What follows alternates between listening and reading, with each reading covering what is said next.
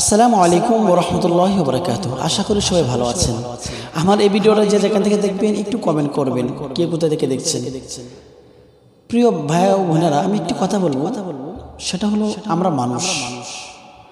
আল্লাহ তাআলা আমাদেরকে শ্রেষ্ঠ সৃষ্টিজীব হিসেবে সৃষ্টি করেছেন। সমস্ত মাখলুক থেকে আমরা শ্রেষ্ঠ। আদৌ কি আমরা আল্লাহ তাআলা শ্রেষ্ঠ ইবাদত বন্দেগী করতে পেরেছি? আমি আমাকে প্রশ্ন করেছি, তুমি কি কখনো পেরেছ আল্লাহর হুকুম সঠিকভাবে মানতে? আমি প্রশ্ন উত্তর দিচ্ছি না, আমি পারি নাই।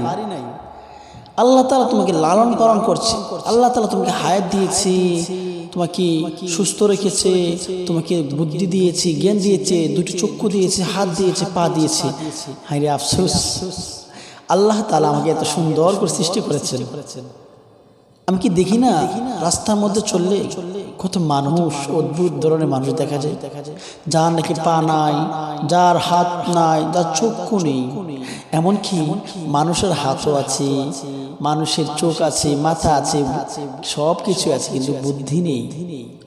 আল্লাহ তাআলা তোমাকে আমাকে কত সুন্দর করে সৃষ্টি করেছে, বুদ্ধি দিয়েছে, চক্ষু দিয়েছে, সব কিছু ঠিক আছে। কেন ভাই আল্লাহকে আমি ভুলে গিয়েছি? আমি একবার চিন্তা করেছি আমি কোথায় ছিলাম, এখন কোথায় আছি, আমি কোথায় চলে যেতে হবে, এটা আমরা একবার ভাবি না। কারণ রঙিন দুনিয়ার মধ্যে এসে রং তামাশা ভুলে গিয়েছি সব। আমি চিন্তা করি এই ধন সম্পদ, গাড়ি বাড়ি, টাকা পয়সা আমাকে শান্তি দিবে না ভাই, এগুলো কিছুই নয়। তুমি কি একবার দেখেছো যে তোমার আগে যারা ছিল এখন নেই, যারা আছে ওরা থাকতে পারবে না? একবার তুমি ভেবে দেখেছো কত বাদশাহ ছিলেন, কত কত ধনাত্ম ব্যক্তিরা ছিলেন, কত মানুষ ছিলেন, রাজা বাদশাহরা ছিলেন, কেউ নেই। কিন্তু তুমিও থাকতে পারবা না, আমিও পারবো না। তো কেন আল্লাহকে ভুলে গিয়েছি?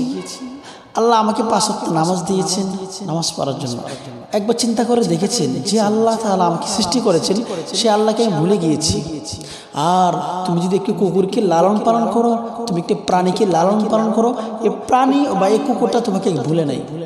একটি কুকুরকে তুমি সারা রাত্র পর্যন্ত ওই কুকুরটা তোমার বাড়ি পাহারা দেয়, একবার খাবার দিয়েছ। আর যে আল্লাহ তোমাকে 3 বার খাবার দিয়েছে, সে আল্লাহকে আমি ভুলে গিয়েছি। আফসোস, হাই আফসোস। আল্লাহ তুমি আমাদেরকে তৌফিক দান করো। আরও ভাই অনেক কিছু বলার আছে, ইনশাল্লাহ বলবো। আর সবাই আমার জন্য দোয়া করবেন, আল্লাহ তাআলা যেন আমাকে হেদায়েত দান করেন, আমি যেন সর্বপ্রথম আল্লাহ তাআলার হুকুম ও সুন্নাত তরিকায় চলতে পারি। এই দোয়াটা সবসময়ের জন্য করবেন। আর আমার ভিডিওটা যদি ভালো লাগে অবশ্যই একটু কমেন্ট করবেন, লাইক করবেন, ভালো লাগলে একটু শেয়ার করে অন্যদেরকে শোনার তৌফিক দান করবেন। সবাই ভালো থাকুন, সুস্থ থাকুন। আসসালামু আলাইকুম ওয়া রাহমাতুল্লাহি ওয়া বারাকাতুহু।